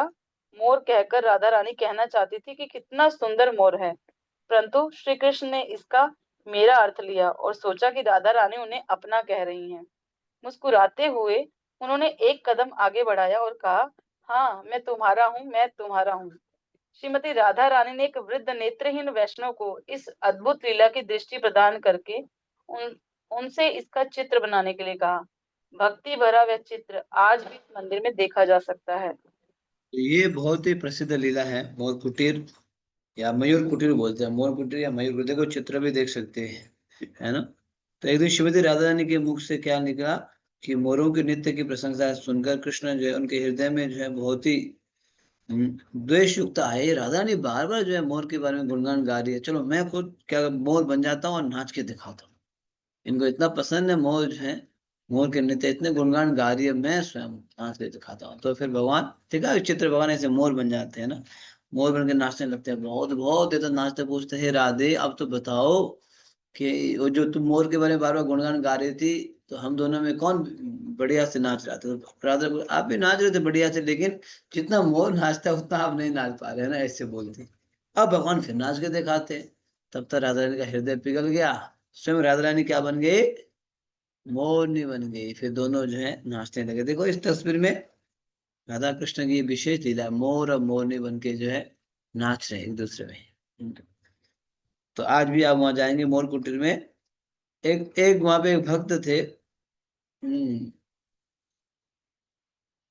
तो वो जो है आंख नहीं देखते थे, उन्होंने ये मोर, राधा कृष्ण के मोर और मोरनी के क्या किया, उन्होंने जो तस्वीर बनाया। आज भी वो तस्वीर आप देख, जो आंख नहीं देखते थे, आंख देखते नहीं थे, लेकिन उन्होंने राधा कृष्ण मोर और मोरनी बन के नृत्य कर रहे, वो उसकी जो है छवि आप आज भी देख सकते हैं वहां पे, है ना। यस, आगे बढ़िए। मानगढ़। हम सीढ़ियों से नीचे उतरे और पश्चिम की ओर चलकर मानगढ़ की सीढ़ियां चढ़े। यह वृषाणा की एक अन्य पहाड़ी है। इसके शिखर पर एक छोटा किंतु सुव्यवस्थित मंदिर है। नाम है मान कुटीर। ब्रज में ऐसे अनेक स्थान हैं जहाँ श्रीमती राधा रानी ने कृष्ण के प्रति द्वेष युक्त क्रोध मान प्रकट किया। ये क्रोध उनके प्रेम की तीव्रता को बढ़ा देता। महान वैष्णवों की कृपा से हम ऐसी गुह्यम लीलाओं को सुन रहे हैं। जिन शुद्ध भक्तों के सम्मुख ये लीलाएं उजागर हुई, उन्होंने अहेतु की कृपा पूर्वक इन्हें हमें सुनाया। हमें विश्वास के साथ इन लीलाओं को सुनना चाहिए और कभी इनकी नकल नहीं करनी चाहिए। यदि हम सही भावना से इन्हें सुनेंगे तो ये लीलाएं राधा कृष्ण के प्रति हमारे सुषुप्त प्रेम को जागृत करके उनकी सेवा की इच्छा को तीव्र कर सकती हैं। तो ये है मानगढ़। ध्यान रखिएगा 4 स्थान है ना, दानगढ़, मानगढ़, मोरकुटिर, ये सब ब्रह्मा जी के जो है 4 सिर बताया गया है। तो अब जो है मानगढ़ में क्या लीला हुई? श्रीमती राधा रानी ने कृष्ण के प्रति द्वेष युक्त क्रोध प्रकट किया। द्वेष युक्त क्रोध ये विशेष दिव्य लीला है। क्रोध भी कैसा? द्वेष, द्वेष युक्त, क्योंकि कृष्ण जो इधर जाके लीला करते हैं, उधर जाके लीला करते हैं, कई सारी चीजें करते हैं, तो इसलिए उन्होंने द्वेष युक्त क्रोध प्रकट किया। हाँ, राधा रानी के प्रति, राधा रानी कृष्ण के प्रति। ये कोई साधारण क्रोध मत सोचिए, साधारण द्वेष मत सोचिए। ये क्या है? ये जो है दिव्य है, ये लीला भी बहुत दिव्य है। कृष्ण भावना भावित है। तो जो है भगवान क्या करते थे फिर? राधा रानी को मनाने लगते थे। तो कैसे बताया गया? इन लीलाओं को हमें भगवान के भक्तों के माध्यम से सुनना चाहिए, शुद्ध भक्तों के माध्यम से, तब जाके समझ में आएगा, है ना, नहीं तो हम समझ नहीं पाएंगे। यस, आगे बढ़िए।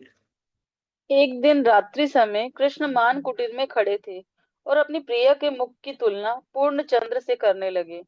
उन्होंने न केवल श्रीमती राधा रानी की तुलना चंद्रमा से की, जिसमें काले धब्बे होते हैं, अपितु राधा रानी को उनकी विपक्षी चंद्रावली का स्मरण भी करवाया। इससे वह नाराज हो गई।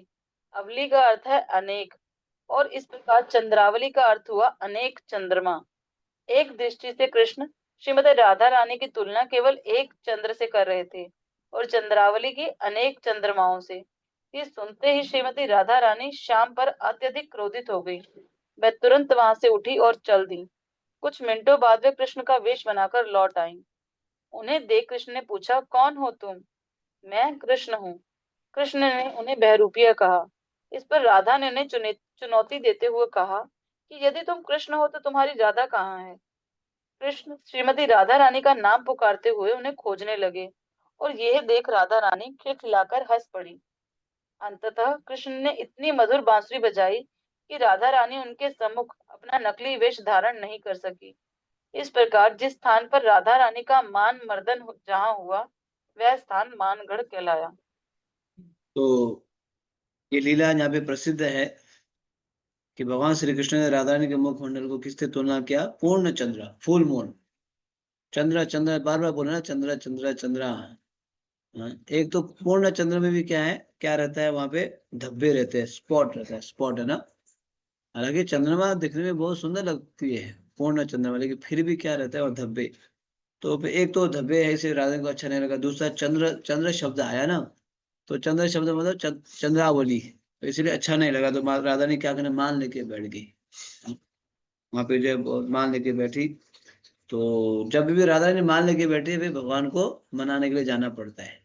इस प्रकार से हम मानसरोवर में पढ़ेंगे, वहां मनाते थे, चरण पकड़ लिया मानसरोवर में। तो उसी तरह यहाँ पे भी भगवान जब राधा ने मान लेके बैठी, तो जाके उनको जो है समझाते हैं, बुझाते हैं, फिर उनको मनाते हैं।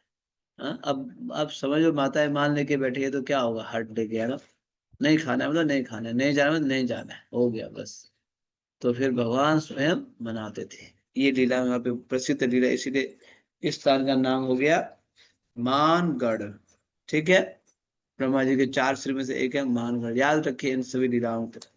यस, आगे बढ़ेंगे। दान, आज की परिक्रमा थोड़ी लंबी है, लीलाएं है तो सुनते जाइए। यस। दानगढ़। हम वन्य पहाड़ियों के बीच एक संकरे शांत मार्ग द्वारा दानगढ़ की ओर चलने लगे। यहाँ हमें श्री राधा दान बिहारी के सुंदर दर्शन हुए। कहा जाता है कि एक समय एक निर्धन ब्राह्मण को अपनी पुत्री का विवाह करना था, परंतु उसके पास धन नहीं था। चिंतित वह सहायता के लिए श्री कृष्ण के पास आया। श्री कृष्ण ने कहा कि उनके पास श्रीमती राधा रानी के अतिरिक्त अन्य कुछ नहीं है, वह उन्हें ले सकता है। वह निर्धन ब्राह्मण और अधिक चिंता में पड़ गया। अब तक उसकी केवल एक पुत्री थी, अब दो हो गई। श्रीमती राधा रानी भी दुखी हो गई, क्योंकि वे अपने प्रिय श्याम को नहीं छोड़ना चाहती थी। स्वयं द्वारा निर्मित इस दुविधा को देखते हुए कृष्ण ने एक तराजू मंगवाया और श्रीमती राधा रानी के वजन के बराबर सोना देने का प्रस्ताव रखा। एक ओर उन्होंने श्रीमती राधा रानी को बिठाया और दूसरी ओर सोना, हीरे, जवाहरात आदि रखने लगे। जब उन बहुमूल्य वस्तुओं का वजन श्रीमती राधा रानी के बराबर हो गया, उन्होंने उसे ब्राह्मण को दे दिया। कृतज्ञ ब्राह्मण आनंद से भर उठा। इस दान देने के कारण यहाँ भगवान दान बिहारी नाम से जाने जाते हैं। उनका नीलवर्णी आकर्षक रूप देदीप्यमान है। मंदिर के चारों ओर का दृश्य रमणीय है। विशाल छायादार वृक्षों के नीचे घनी घास उगी है। पहाड़ी की ढलानों पर गुफाएं हैं। पहाड़ों से छोटे भूरे पत्थर मार्ग पर गिरकर नूपुरों जैसी ध्वनि करने लगे। पथ के दोनों ओर लगे प्राचीन वृक्षों की जड़ें बाहर दिखाई देती हैं। गोवर्धन के समान यहाँ भी तीर्थयात्री घरौंदे बनाकर श्रीमती राधा रानी से उनके धाम में शाश्वत निवास की याचना करते हैं। तो दानगढ़ आपने सुना होगा, ये विशेष लीला है यहाँ पे कि जो है निर्धन ब्राह्मण भगवान के पास आते हैं कि मेरी कन्या है, कन्यादान के लिए मेरे पास धन नहीं है, आप प्लीज हेल्प कीजिए, सहयोग कीजिए, तो धन लीजिए। तो भगवान बोलते हैं मेरे पास तो राधा रानी के अतिरिक्त और कोई है ही नहीं, चाहे तो इन्हें ले जाओ चाहे तो राधा रानी को ले जाओ। देखो कितनी सरलता से। अब कन्या, वो ब्राह्मण बोलते हैं अब मेरे पास तो एक कन्या थी, ये राधा रानी को देखो तो दो कन्या हो जाएगी, कैसे मैं विवाह कराऊं, है ना। हाँ, तो फिर ठीक है, कोई नहीं, आप ले जाओ। इस पर परीक्षा ले रहे थे। अंदर तो कहता उन्होंने, ठीक है, ये जो राधे है ना, इनको आप तराजू में बैठाओ एक साइड में, और एक साइड में इनके बराबर में जितने भी जो है सोना चांदी आएगा उतना मैं दे देता हूँ। इस प्रकार से ये लीला वहां पे हुई। भगवान ने क्या किया, ब्राह्मण को दान दिया, दान, सोना चांदी, कन्यादान के लिए। कन्यादान भी बहुत बड़ा दान है, कन्यादान है। जैसे भूमि दान, गोदान किया जाए, उससे एक कन्या भी एक दान दिया जाता है, क्योंकि कन्या को बचपन से पालन पोषण करो, पढ़ाओ बढ़ाओ, है ना, अंतिम में दान देना पड़ता है। ये बहुत बड़ा दान है कन्यादान। भगवान ने भी कन्यादान के लिए दान किए थे। राधा रानी के बराबर में सोना चांदी दिया था निर्धन ब्राह्मण को, इसीलिए ये स्थान का नाम बनेगा दानगढ़। याद रहेगा, दानगढ़, मानगढ़, विरास, ये सब याद रहेगा ना। साकरी खोर। हाँ, यस। अब आगे बढ़िए। राधा कुशल बिहारी मंदिर। उत्तर दिशा में कुछ ही अंतर चलने पर हम राधा कुशल बिहारी मंदिर पहुंचे। जयपुर के महाराजा ने इस भव्य मंदिर का निर्माण करवाया था। उन दिनों ये क्षेत्र उनके राज्य में आता था और वे वर्षाणा के श्री जी मंदिर में स्थित राधा कृष्ण विग्रहों को एक नए भव्य मंदिर में स्थानांतरित करना चाहते थे। परंतु वर्षाणा वासी नहीं चाहते थे कि उनके प्रिय विग्रह वहां से कहीं जाएं। वर्षाणा वासियों को भय था कि यदि राजा लाडली लाल की सेवा अपने पुजारियों से करवाएंगे तो उनकी सेवा छूट जाएगी। ये उनके लिए असहनीय था। उन्हें यह भी भय था कि किसी दिन राजा इन विग्रहों को अपनी राजधानी जयपुर ही न ले जाएं। इसलिए उन्होंने राजा की योजना पर आपत्ति उठाई और इस प्रकार राजा को नए मंदिर में नए विग्रहों की स्थापना करनी पड़ी। स्थानीय लोगों में राधा कुशल बिहारी मंदिर जयपुर राजा मंदिर नाम से विख्यात है। श्री श्री राधा कुशल बिहारी के साथ हंस गोपाल, निम्बार्काचार्य, राधा नृत्य गोपाल आदि के विग्रह हैं। मंदिर की चार दीवारी के अंदर की ओर दशावतार की सुंदर एवं बारीक चित्रकारी की गई है। मंदिर और चार दीवारी के बीच एक बगीचा है। मंदिर के निकास द्वार पर एक वृद्धा व्रजवासिनी तीर्थयात्री को स्वच्छ ताजा पानी पिलाती है। तो राधा कुशल बिहारी मंदिर आपने सुना होगा, बहुत ही सुंदर मंदिर है। ये जो है, देखो यहाँ चित्र में देखो कितना बड़ा मंदिर है, पहाड़ के ऊपर। पेज नंबर 265 में देखो, देखा, राधा कुशल बिहारी मंदिर बहुत सुंदर है ना, बहुत सुंदर है। देखो राधा कुशल, कितना महल, बड़ा महल बनाया। ये महल बनाने का उद्देश्य क्या था, जयपुर के राजा ने बनाया, इसलिए बनाया, जो अभी लाडली लाल है ना, जो उस साइड पे है, उनको इस मंदिर में लाने के लिए बड़ा विशाल मंदिर बनाया। बना तो दिया, लेकिन वहां के ब्रजवासियों ने मना किया, नहीं नहीं नहीं, अगर उस मंदिर में चले जाएंगे तो फिर हम लोग सेवा से वंचित हो जाएंगे, राधा रानी की सेवा। धीरे धीरे ये राजा क्या करेंगे, अब तो उस मंदिर में ले जाएंगे, धीरे धीरे अपने जयपुर ले जाएंगे, इसलिए नहीं हम जाने नहीं देंगे, ना जहाँ पे है वहीं पे रखो, हम वहां जाने। तो फिर उन्होंने उनको वहां पे उस मंदिर में फिर अलग से विग्रह स्थापना करना पड़ा। उस विग्रह का नाम रहे राधा कुशल बिहारी। तो लाडली लाल को जाने नहीं दिए, केवल कुशल बिहारी को अलग से स्थापना करना पड़ा। देखो भगवान के साथ कितना अटैच रहते थे, है ना। इतना बड़ा सुंदर महल बनाया राजा ने, फिर भी मना कर दिया, नहीं हम जाने नहीं देंगे। एक तो हम लोग सेवा से वंचित हो जाएंगे, दूसरा आप लोगों का कुछ भरोसा नहीं, आपको कभी भी अपने राजस्थान ले जाएंगे। यस, अब पहुंचेंगे हम लाडली लाल मंदिर, मुख्य मंदिर है, सबसे प्रमुख मंदिर। लाडली लाल मंदिर, श्री जी मंदिर, बरसाना के उत्तरी छोर पर स्थित पहाड़ी चारों पहाड़ियों से सबसे ऊंची है। पहाड़ी के शिखर पर श्री जी या लाडली लाल मंदिर है। एक समय यहाँ महाराज वृषभानु का महल हुआ करता था। यहाँ स्नेह पूर्वक श्रीमती राधा रानी को लाडली तथा श्री कृष्ण को लाल कहा जाता है। फूलों से भरे बगीचे से होकर हम मंदिर तक पहुंचे और फिर मंदिर कक्ष की ओर बढ़े। वहां श्रीमती राधा रानी के चरण कमलों की रज में लौटकर हमने उनकी कृपा के अवतार अपने गुरु महाराज को प्रणाम किया।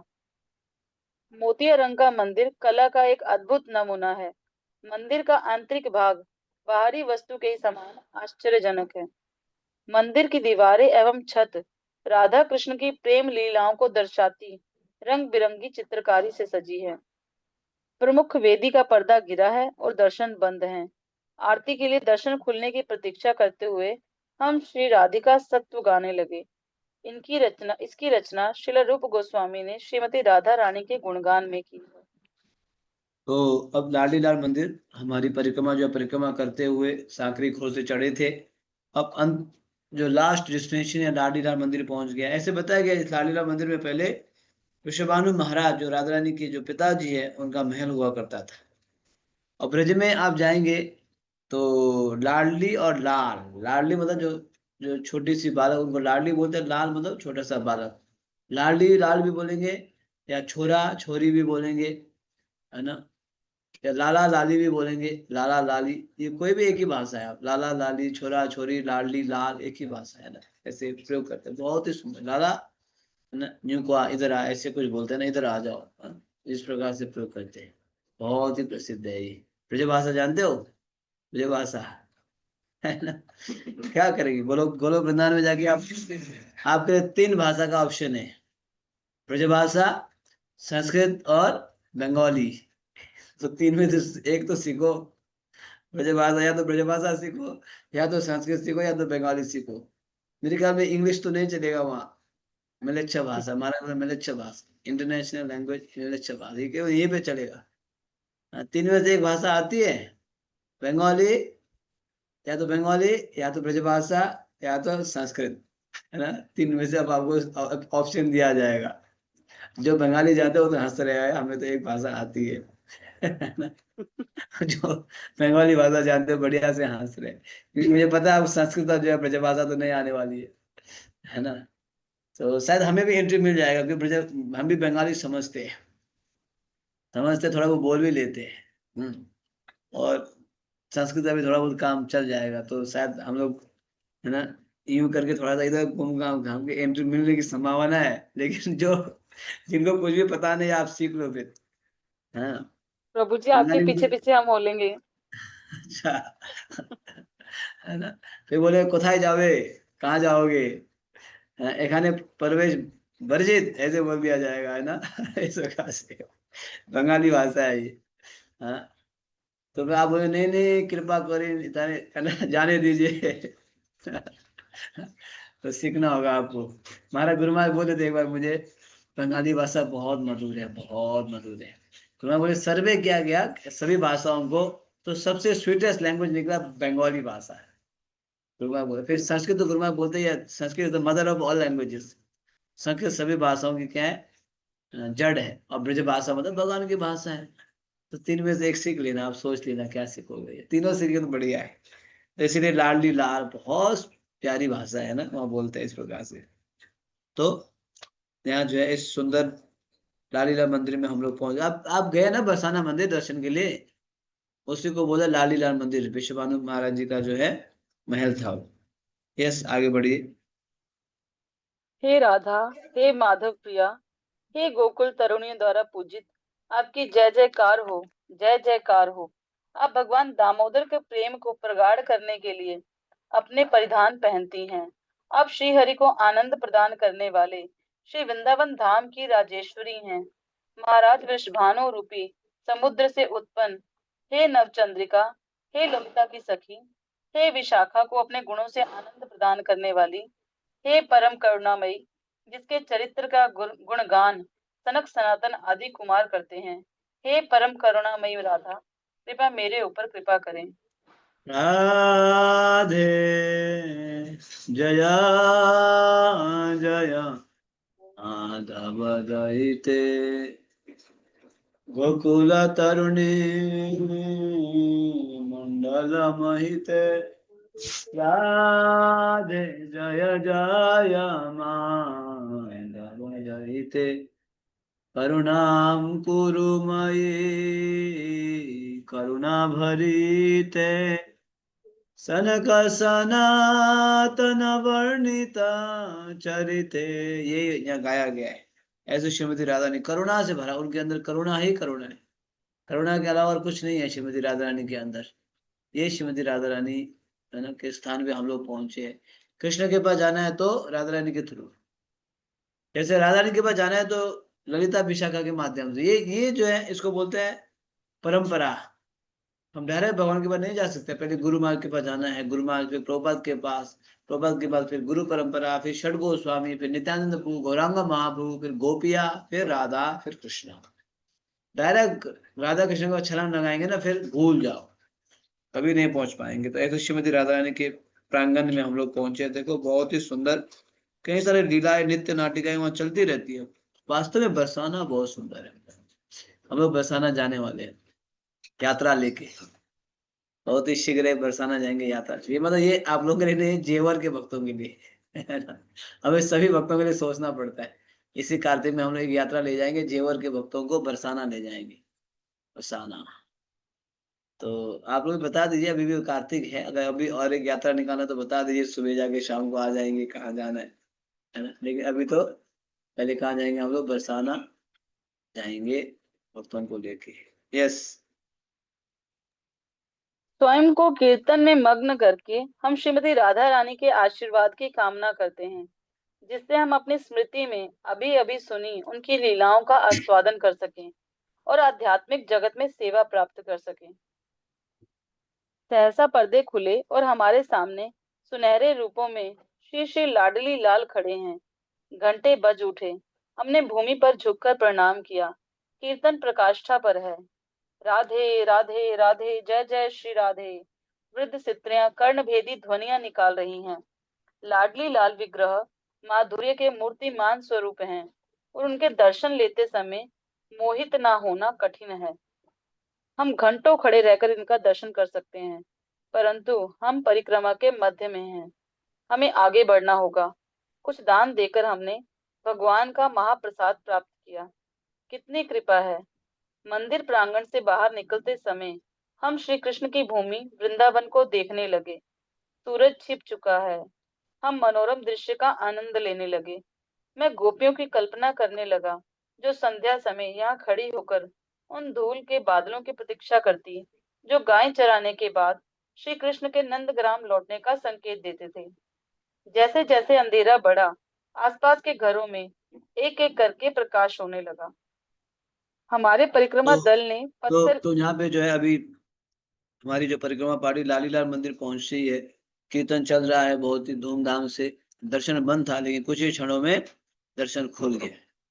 फिर वहां पे सुनहरे रूपों में श्री लालीलाल खड़े रहे।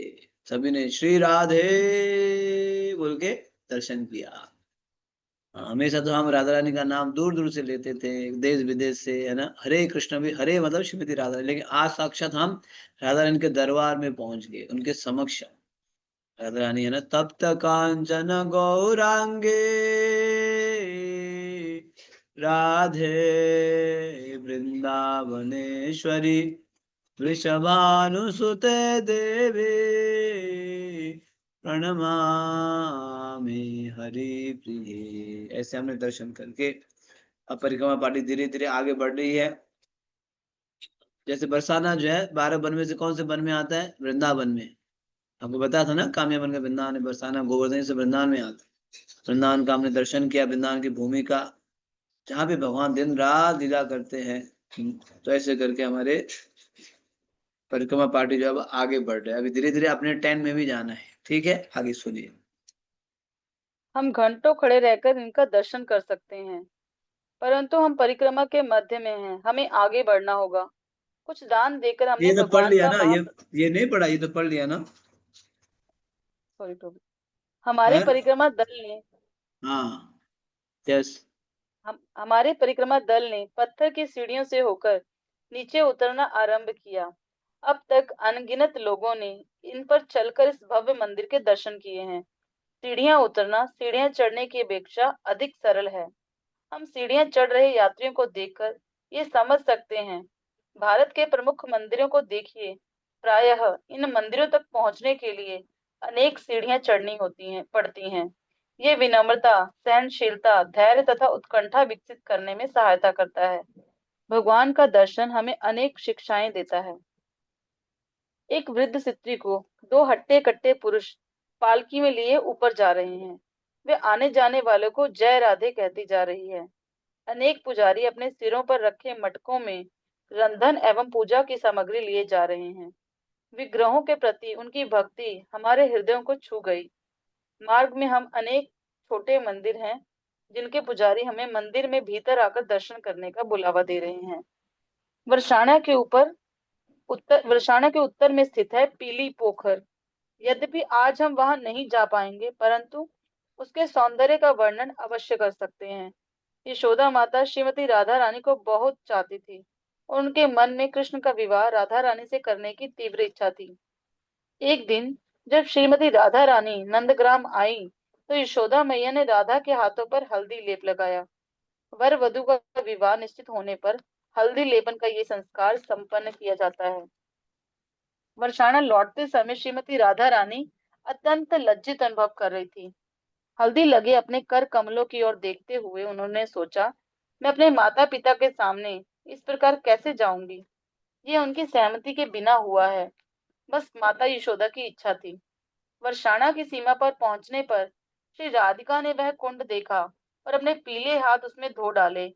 आज तक उस कुंड का जल पीला है और तब से उसका नाम हुआ पीली पोखर। तो आपने देखा कि अब जब दर्शन करके हम लोग नीचे उतर रहे सीढ़ियों से, वहाँ जो सीढ़ियां है ना बरसाना में, आप जानते हैं चढ़ते समय उतरते समय मेरे ख्याल में 275 लगभग 300 सीढ़ियां है ना।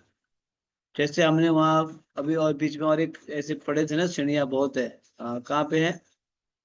केदारनाथ में याद है? केदारनाथ में तो यहाँ पे भी कई सारी सीढ़ियां हैं। तो चढ़ते समय मुश्किल होता है, लेकिन उतरते समय आसान है। लेकिन यहाँ पे ये सुविधा है, अगर आप नहीं चढ़ पाएंगे तो उठाने वाले भी होते हैं, है ना। आपको जो है पालकी में डाल के उठाएंगे। तो ये सब हमने दर्शन करके अब नीचे उतरने लगे। नीचे उतर के जो है अब एक लीला के बारे में वर्णन किया। लीला स्थली तो नहीं जाएंगे, लेकिन वर्णन किया गया। वो स्थली कौन सी है? पीली पोखर। पीली पोखर बहुत ही प्रसिद्ध है, वहां हम नहीं जाएंगे, लेकिन लीला तो सुन सकते हैं कि श्रीमती राधा रानी प्रत्येक दिन कृष्ण के लिए कुकिंग के लिए करने जाते हैं ना, कृष्ण रसोई करने के लिए। क्योंकि कृष्ण जो है राधा रानी के हाथ के अलावा खाते नहीं थे। राधा रानी को ये वरदान मिला था, लेकिन दुर्वासा मुनि से वरदान मिला था, हाँ, कि राधा रानी जो भी बनाएगी वो मतलब अमृत तुल्य रहेगा वो। तो इसलिए कृष्ण जो है राधा रानी के हाथ से भोजन करना चाहते थे। तो राधा रानी कुकिंग नहीं करते, खाते नहीं थे। तो मैया बोलती, राधे प्लीज आया करो बरसाना से नंदगांव, और फिर क्या किया करो? रसोई किया करो, कुकिंग किया करो। तो राधा रानी जाती थी, फिर लौटती थी। ऐसे प्रत्येक दिन करते थे। तो अब यशोदा मैया को पसंद आया राधा रानी, जब बहू बना देते हैं ना। तो एक दिन जो है बिना कुछ डिस्कस किए, बिना, हाँ, यशोदा ने जो है वृषभानु और डिस्कस किए बिना जब राधा रानी कुकिंग के लिए आए थे, तो उस समय क्या कर दी उन्होंने? हल्दी कर दी हाथों में। बताओ, वर वधु जैसे हल्दी, पूरा हल्दी कर दे। तो राधा रानी का हाथ पीला पीला हो गया, बेचारे शर्मिंदा से कुछ बोल नहीं पाई। अब जब लौट रहे थे घर, तो सोची ये विश्वभानु मेरे पिताजी देखेंगे तो क्या बोलेंगे, कृष्णा देवी क्या बोलेंगे, मैया इसको जो है धो डालना चाहिए। तो एक कुंड में तालाब में धोई थी, तो पानी उस समय क्या हो गया, पीला हो गया, इसलिए उस स्थान का नाम बन गया पीली पोखर। आज भी ऐसे बताया कि उस जल जो है वहां पे पीला है, जहाँ पे श्रीमती राधा रानी अपने हाथ धोई थी, यशोदा में लगाया हुआ हल्दी को सफाई करने के लिए। यस। हमारे पड़ाव पहुंचने तक अंधेरा हो गया। प्रत्येक संध्या के समान हमने दामोदर अष्टक गाकर आज के दिन का समापन किया। सितारों की चादर के नीचे कीर्तन हमें ऐसे स्वर्ग में ले गया जहां से फिर लौटना नहीं पड़ता। हम दिन भर गिरिराज के गुणगान, भव्य उत्सव, वर्षाणा परिक्रमा एवं दिव्य युगल मूर्ति तथा उनकी सखी सखाओं के लीला स्मरण में व्यस्त रहे। अब हमें आवश्यकता है अच्छे विश्राम की। मुझे खेमों में कुछ भक्त पढ़ते, कुछ एक दूसरे की मालिश करते हुए और कुछ परस्पर अपने अनुभवों का आदान प्रदान करते दिखाई दिए। परिक्रमा पर वैष्णव संघ भरपूर है और सहज ही सुदृढ़ संबंध बन जाते हैं। परस्पर एक दूसरे की सेवा परिक्रमा जीवन का स्वाभाविक अंग है। कई बार भक्त रुककर एक दूसरे के पैरों से कांटे निकालते हैं, चाहे इसके लिए उन्हें पूरे दल के पीछे ही क्यों न रहना पड़े। कुछ भक्त यहाँ वहां जाकर वरिष्ठ सदस्यों एवं बच्चों के लिए पानी उठाते हैं, उनके कपड़े धोते हैं एवं अन्य प्रकार से सहायता करते हैं। अक्सर भक्त स्वेच्छा से प्रसाद वितरण सेवा भी करते हैं। ये प्रेम भरे कार्य वैष्णवों में परिवार की भावना उत्पन्न करते हैं। एक भक्त ने मुझे बताया, धाम में जब प्रत्येक भक्त दूसरों की सेवा के लिए तत्पर रहता है तो हमारे हृदय कोमल बनते हैं। हरे कृष्ण। हरे कृष्णा हरे कृष्णा कृष्ण कृष्ण हरे हरे, हरे राम राम राम राम हरे हरे। श्री बरसाना धाम की जय, लाडली लाल सरकार की जय, ब्रजभूमि 84 कोस परिक्रमा की जय, निताई गौर प्रेमानंदे। बरसाना के भी दर्शन करो, जहाँ देखा लाली लाल मंदिर के प्रांगण से बरसाना का दृश्य। तो ऐसे हमारी परिक्रमा, पूरी हमारी ब्रजमंडल की परिक्रमा आज जो है बरसाना की परिक्रमा की। अच्छा लगा आपको बरसाना की परिक्रमा करके? कितने लोग थक गए? कितने लोग थक गए? अच्छा नहीं थके?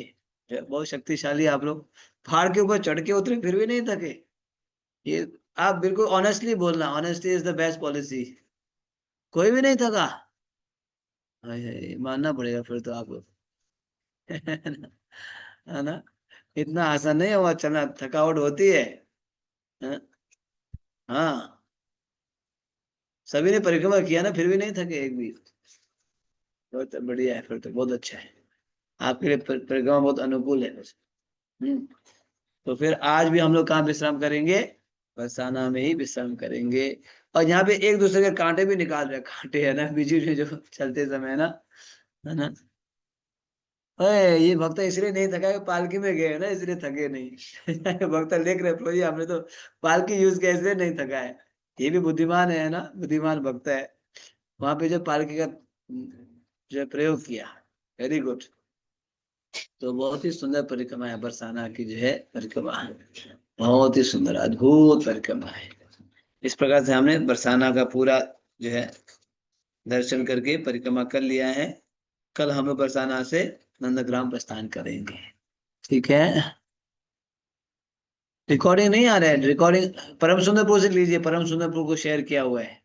परम सुंदरपुर को मैं एक बार रिमाइंडर कर देता हूँ, रिकॉर्ड तो मैं रोज शेयर करता हूँ उनको, परम सुंदरपुर से। ठीक है, जगत गुरु शील प्रभुपाद की, समवेत गौर भक्त वृंद की, गोवर्धन पूजा महामहोत्सव के, निताय गौर प्रेमानंदे। हरि